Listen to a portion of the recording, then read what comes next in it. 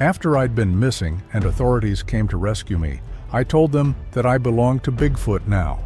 I've tried explaining for over a decade that Bigfoot is not who you think he is, and that I've discovered a side of the Sasquatch nobody has publicly spoken of before. My name is Emil Whitaker, and back in 2015, I was solo hiking in Gifford-Pinchot National Forest. 2 days into my hike, I saw Bigfoot. I knew what the forest looked and sounded like. I knew the difference between a deer's movement through brush and a bear's. I did not know what Bigfoot moving through the brush sounded like. Nobody does, because Bigfoot does not make noise moving through the forest.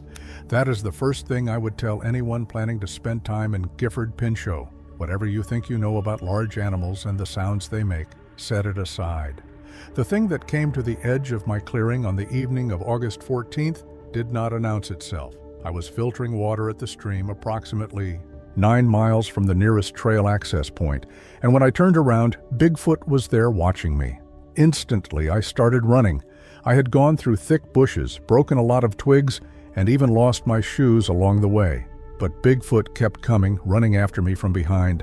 I managed a couple steps toward my tent before Bigfoot's hand closed around my waist from behind. One hand. Then nothing happened. That is the part nobody expects when I tell this story. Bigfoot had me off the ground, tucked against its side, and it just stood there. Then he began walking. I screamed, hitting every surface I could reach with both fists. The creature did not react to any of it. It walked into the forest at a pace that covered ground I could not have crossed in twice the time, and it did not stop. 30 minutes later, I was somewhere I did not recognize, and I had begun to understand that screaming was not going to change my situation. The place Bigfoot brought me to was hidden, behind a waterfall on a stretch of the creek 4 miles from where it had found me. Inside, the cave measured roughly 12 feet wide and 20 feet deep. The back section was darker and cooler. The front section near the entrance caught afternoon light. It smelled of earth and damp rock, and something I eventually identified as the same scent that clings to Bigfoot's hair. Not unpleasant, just specific, like old forest floor after rain. The walls near the entrance were marked with deliberate striations, not symbols I could decode, just evidence that something with intent had been here long enough to leave traces. Bigfoot set me down inside the entrance. Seeing a slim chance of escaping, I ran immediately, but Bigfoot blocked the opening. I couldn't leave. That first night, I was certain I was going to die in that cave. I went through every version of what a creature this size might want with a human being, and none of the conclusions were ones I wanted to sit with. Bigfoot did none of those things. It sat near the entrance, occasionally shifting position, and watched the forest outside. When I finally collapsed into sleep from exhaustion somewhere around 3 in the morning, Bigfoot had not moved from the entrance. In the morning, it brought berries. Huckleberries, set on the cave floor in a pile, were left at a distance from where I was sitting. Bigfoot backed up to the opposite wall after setting them down.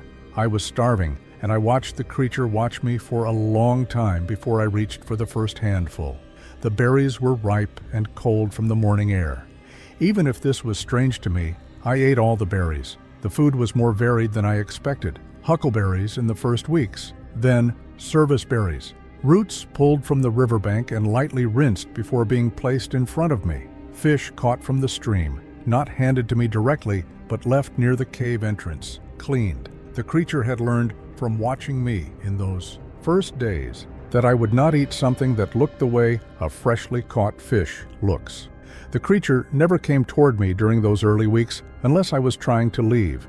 I tried to leave 7 times in the first month. The pattern was always the same. I would get a certain distance from the cave, sometimes as far as half a mile, and then Bigfoot would be there. My third escape attempt was the one that scared me most. I had been moving southeast for 40 minutes, following what I thought was a navigable ridgeline, and I was wrong. The ground dropped away on a cliff I had not been able to see through the canopy. The ravine below was filled with boulders and deadfall. I could not have crossed safely in daylight without gear.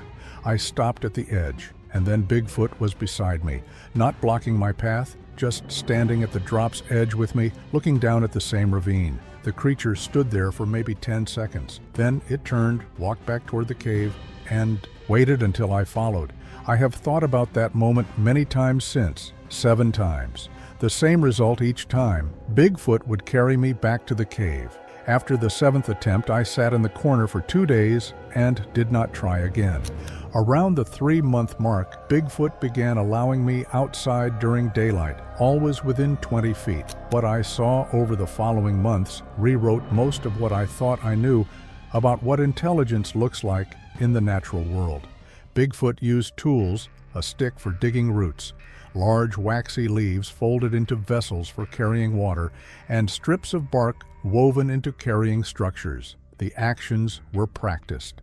These were techniques the creature had developed and refined over time, not problem-solving on the fly. Now, I watched Bigfoot fight some wild animals in that first year, and they are the thing people ask me most about and understand least from the asking. The first was with a black bear in October. I smelled it before I heard it. Bigfoot was on its feet before I had fully registered the scent. The bear came into the clearing and held its ground, huffing, jaw-popping, the way black bears do when they think the threat can be waited out. Bigfoot charged, a full charge that covered 30 feet in a duration I could not accurately estimate because I was not ready for the speed. Bigfoot hit the bear broadside with a force I felt as a vibration through the cave floor. The bear rolled, found its feet, and ran. The whole encounter lasted under 60 seconds. The grizzly was different. Bigfoot's behavior changed 2 days before the encounter. Heightened alertness I had not seen before, more frequent scent checking at the cave entrance, lighter sleep. Something was in the area that demanded a different quality of attention. The grizzly appeared on a foggy morning, moving upstream along the creek. A male I estimated 600 pounds. Bigfoot stepped out of the cave before the bear had registered us. They met. In the clearing between the waterfall and the tree line, and what I witnessed was not the brutally short interaction I had expected. They grappled. The bear used its full weight and reach. Bigfoot matched it.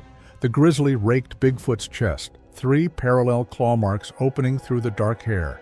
Bigfoot took the strike and responded with a blow to the side of the bear's skull, palm open, aimed behind the ear. The bear staggered. Bigfoot hit it again, in the same location. Same motion, same point of impact, with the focused deliberateness of something that had identified an effective target and was repeating it. The bear went to its front knees, swung once more, caught Bigfoot across the forearm in a deep raking drag, then withdrew, not running, but leaving with the controlled exit of something choosing to go. The fight lasted approximately 3 minutes. Bigfoot walked back to the cave, examined the wounds, and applied the bruised leaf treatment to the chest tracks. Then, it held the forearm toward me, making the wound clearly visible, the intent clear enough. I took one of the remaining leaves and pressed it against the forearm wound and held it. Neither of us said anything. That was the first time Bigfoot had allowed me to touch it. The helicopter came at the 6-month mark. I was inside the cave when it passed overhead. I moved toward the entrance. Bigfoot was faster. One hand covered my mouth, the other held me against its chest, and the creature carried me to the back of the cave and held still until the sound faded. The grip was firm, but not crushing. No anger in it, just a complete refusal. The honest account is this: I had been 2 steps from the entrance when I heard the rotors. In the 2 seconds before Bigfoot stopped me, I had not yet resolved what I was going to do. Bigfoot removed the choice before I arrived at 1. The ground search came at 10 months. Voices on the wind, rangers calling my name, working a grid to the north. Bigfoot heard them before I did. The creature picked me up, put me over its shoulder, and ran. The route itself was what struck me most. Bigfoot was not simply fleeing away from the voices. The creature was navigating, taking specific turns at specific points. Approximately 90 minutes in, Bigfoot stopped completely, stood motionless for 40 seconds in a dense stand of hemlock, and then changed direction by 40 degrees. The voices, which had been fading, had apparently shifted, another search segment moving to intersect our previous route. Bigfoot heard the adjustment and accounted for it in real time. We returned to the cave area 3 days later by a route that avoided the search grid entirely. I spent those 3 days thinking about what the run had required, not what it had prevented. my rescue, but what the execution of it had demanded: the terrain knowledge, the real-time route adjustments, the sustained physical output carrying a second body through the dark, without stopping or stumbling. Whatever had happened during those hours was not the behavior of an animal acting on instinct. It was the behavior of something that knew exactly where it was, knew exactly where the searchers were, and had mapped a path between them as the situation changed. What changed in the second year was that I became useful. I began helping to gather food, learning which plants Bigfoot harvested and where, learning the seasonal timing, learning the routes. Bigfoot's response to this participation was consistent. Soft vocalizations when I brought something back, a loosening of the 20-foot proximity rule on days I had been cooperative. One morning in late spring, I walked to the edge of a ridge approximately 100 yards from the cave entrance, and Bigfoot did not follow, just sat near the cave and watched me stand there. I stood at that ridge for a long time, looking at the terrain below, not moving, and the creature stayed where it was. Today I understood that the boundary was not a fixed rule. It was a measure of trust, recalibrated continuously against my behavior. Then came the moment that changed everything I thought I had figured out. I had been foraging alone, one of the first times Bigfoot had allowed me that far without following. When I heard the ice crack, the creek I was crossing had a section of shelf ice left over from a cold snap the week before, and I had misjudged its thickness. One moment I was stepping across, the next I was through it, in water so cold it pulled the air out of my lungs before I could scream. The current was stronger than it looked from the bank, a narrow channel that moved fast between two boulders, and I went under immediately. I did not see Bigfoot coming. I only know it arrived because something closed around my arm with a grip I recognized and pulled. Not gentle, not careful. The kind of pull that understands it has one chance. I was out of the water and on the bank, before I had processed that the water was no longer around me. I lay on the rock, gasping. Bigfoot crouched over me, not touching me beyond the grip still on my forearm, just present, blocking the wind, its body heat reaching me even through the cold, soaking my clothes. I looked up at the creature's face. It was watching me with an intensity I had not seen since the first night in the cave. That same locked-in focus, that same quality of something assessing a problem it has not yet resolved. But there was no problem left to resolve. I was out of the water. I was breathing. The problem was solved. Bigfoot held my forearm until I stopped shaking. Then it released me, stood, and waited for me to get up. I have replayed that moment many times, not the rescue itself, the waiting. The creature stood there without impatience, without signaling urgency, just giving me the time I needed to become functional again. And then it walked back toward the cave, and I followed, and neither of us referred to it again in whatever language we had between us. I do not know if Bigfoot would have let me drown. I do not think so. But what I know is this. The same creature that had carried me into that wilderness against my will, that had blocked every exit and silenced me when help was overhead, that creature pulled me out of water I would not have survived alone. It did not hesitate. It did not calculate. It just came. I began paying attention to how Bigfoot communicated. The vocalizations I had been hearing since the first night were not uniform. There were at least 5 distinct sounds I could reliably distinguish by the end of the second year, each corresponding to a different context. A low rolling sound when returning from a forage, a sharp percussive exhalation when something in the environment had changed and required attention.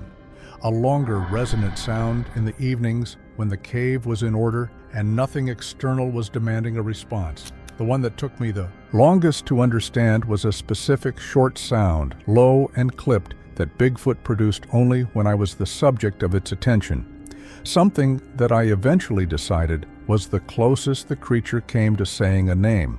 Not my name, no approximation of human speech, but a sound attached specifically to my presence the way a name is attached to a person.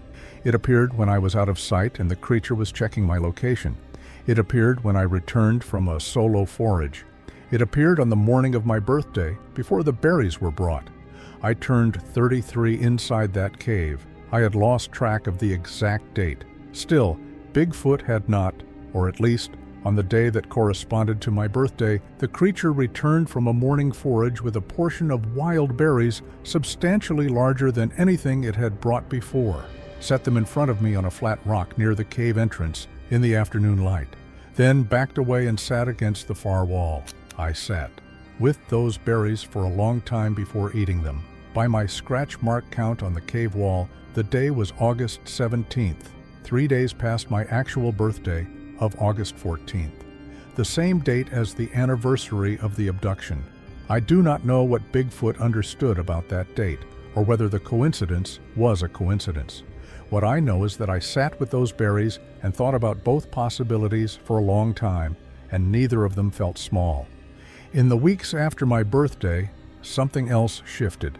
Bigfoot began, for the first time, to initiate contact unrelated to movement, food, or recapture. The creature would sit within arm's reach for stretches of an hour or more, not touching me, not requiring anything, just present. On 2 occasions, it examined my hands with careful attention, turning them over slowly, comparing them against its own. The size difference was considerable. My entire hand fit within Bigfoot's palm, with room to spare on all sides. During the second examination, Bigfoot touched the tips of my fingers to its own fingertips, each one in sequence, slowly. I do not know what the creature was measuring. I only know that when it was finished, it sat for a long time, looking at its own hand before looking back at me. I do not know what Bigfoot made of those examinations. What I know is that I stopped flinching at proximity somewhere in the second year, and that the creature registered this shift, adjusting its own behavior in response, moving with more deliberateness near me, the way you adjust your movements around something that has recently stopped being afraid of you. But I need to be honest about what that trust coexisted with. One evening in the second year, I made the mistake of trying to leave after dark, not an escape attempt. I had genuinely stopped those. I had heard an animal sound I did not recognize close to the cave, and I moved toward the entrance to look. Bigfoot was awake before I reached it. The creature did not speak, did not make any of its usual vocalizations. It simply stood, and the cave felt immediately smaller. The size of Bigfoot is something you stop consciously registering after enough months of proximity, until a moment like that one, when the creature is standing at full height in an enclosed space in the dark and looking at you with an expression that is not anger exactly, but that reminds you in one clear instant that the only reason you have ever felt safe in this cave is because this creature decided you would. I stepped back from the entrance. Bigfoot watched me do it. Then it sat back down. I did not move again until morning. I did not feel afraid for long, but I felt it. And I think it was important that I did, not as a warning, not as a reminder of captivity, but as the clearest evidence I had that what existed between us was not domesticity. It was something older than that, and less negotiable, and I had chosen to live inside it. I do not know whether Bigfoot understood what birthdays are, or whether the larger portion was a coincidence, or whether it was something else entirely, a form of acknowledgement I have no vocabulary for. What I know is that on that day, in that cave, with a creature that had taken me against my will and kept me for more than a year, I felt something that I have spent considerable time trying to describe accurately. Not happiness, not gratitude, something more specific. The recognition of being known. The rangers found me on a Tuesday morning. I was gathering roots near a stream approximately a mile from the cave, a route I had walked dozens of times. I was barefoot, wearing clothing I had fashioned over 2 years from materials available to me in the forest. My hair had grown to the middle of my back and was matted from months of washing only in the streams around the cave. I heard someone call out behind me and turned. 2 rangers. The nearer one had his hand raised in a gesture of non-threat that I recognized, and the rest of me did not respond to correctly. My body decided before anything deliberate. I turned away from the rangers and ran toward the cave. I can tell you what that looked like from the outside. A feral-looking woman in hide clothing running away from people offering help. It appears to confirm every assumption a person would bring to the search for someone in that condition. What I cannot adequately convey is what it felt like from the inside. Not terror at the rangers, not inability to recognize them as help, but a pull toward the cave that had nothing to do with either of those things and everything to do with 2 years of the cave being the location where I was safe. The ranger's voice was the voice of a stranger. The rifle on his hip was something that could hurt Bigfoot. Those were the facts I was processing in the seconds it took me to begin running. The rangers followed. They tracked me to the area outside the cave, then stopped when Bigfoot was there. The creature came out of the tree line fast, faster than I had seen it move since the 10-month run, and with something in its bearing that was not the calm positioning I had learned to read. This was not Bigfoot standing between me and a threat it had assessed and dismissed. This was Bigfoot responding to a situation it had not pre-calculated, with armed strangers on 3 sides and me standing behind it, making no move to leave. One of the rangers had his hand on his sidearm. I saw it. Bigfoot saw it. For about 30 seconds nobody moved, and I genuinely did not know what was going to happen next. I stepped out from behind Bigfoot, not toward the rangers, just to the side, visible, making sure both Bigfoot and the rangers could see me at the same time. I held my hands out. I said clearly and loudly that I was not in danger, that the creature had not harmed me, and that I needed everyone to stay exactly where they were. The ranger, his hand on his weapon, did not move it. Bigfoot did not move either. The standoff held. I explained what I could in the time I had. 2 years. No harm done to me. Food, shelter, protection, 7 failed escapes, and the rationally arrived at decision to stop. The rangers looked at each other the way people look when they believe what they are hearing and do not want to believe what it means. Bigfoot placed one hand on my shoulder while I was speaking, gently. The ranger's report would describe this as possessive. I understood it differently, as the same gesture the creature had made dozens of times over 2 years to indicate my presence had been registered, my location noted, my proximity confirmed. Not ownership, something closer to acknowledgement. I told the rangers I was staying. They did not accept this immediately, and what followed was a long and complicated process I am not going to detail here. What I will say is that by the end of it, the rangers had documented what they had seen. I had been medically evaluated and found physically intact, and Bigfoot had retreated to the forest without incident once it became clear I was not in danger from the people surrounding me. The creature did not run. It walked backward to the tree line, watching me until the last possible moment, and then stepped into the dark between the trees and was gone. People ask me what 2 years with Bigfoot changed. The honest answer is that it changed the category I put the word intelligence into. I went into that forest with a definition of intelligence that required it to look like something I recognized, to use tools I would call tools, to communicate in patterns I could parse, to demonstrate care in ways that mapped onto the care I had experienced from other humans. What I found was something that did not fit any of those requirements and was undeniably intelligent anyway. Bigfoot took me against my will. I will not soften that or reframe it into something it wasn't. The abduction was real, the captivity was real, the 7 failed escape attempts were real, and the near rescues I could not complete were real. None of that becomes something else because of what came after. What came after was 2 years of observation at a proximity no researcher has achieved, with a subject that never performed for a camera or adjusted its behavior for an audience. What I saw in those 2 years is what I told the rangers when they asked me to come forward, and it is what I am telling now. I belong to Bigfoot now, and I'm never coming back.